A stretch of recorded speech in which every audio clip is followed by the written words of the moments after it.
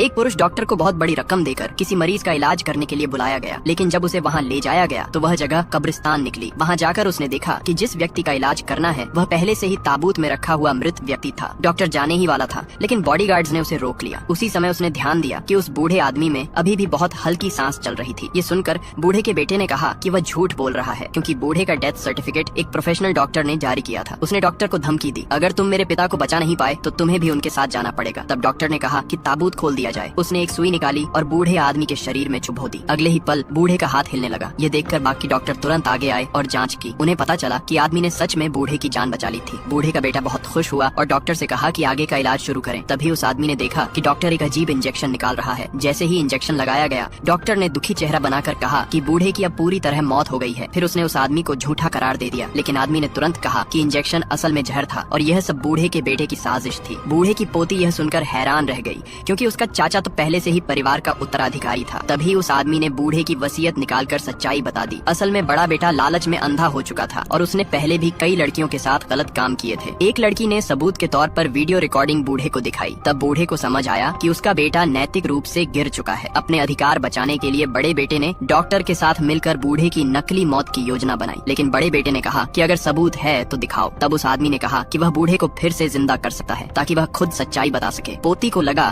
कि शायद उसने जहर बदल दिया होगा, लेकिन आदमी ने कहा कि उसने कुछ भी नहीं बदला, बल्कि उसके पास मृत्यु के करीब व्यक्ति को बचाने की शक्ति है। फिर उसने जादू का इस्तेमाल किया। उसने 3 सुनहरी सुइयां बूढ़े के शरीर में चुभो दी। अगले ही पल बूढ़े आदमी ने आंखें खोल दी। उसने अपने बड़े बेटे से कहा कि उसकी मौत का नाटक जानबूझकर किया गया था। असल में वह अपने बेटे को एक आखिरी मौका देना चाहता था, इसलिए उसने और उस आदमी ने मिलकर यह पूरा नाटक रचा था। यह सुनकर बड़े बेटे को गहरा पछतावा हुआ और बूढ़े की पोती ने फैसला किया कि वह उस आदमी से शादी करेगी, ताकि उसके उपकार का बदला चुका सके।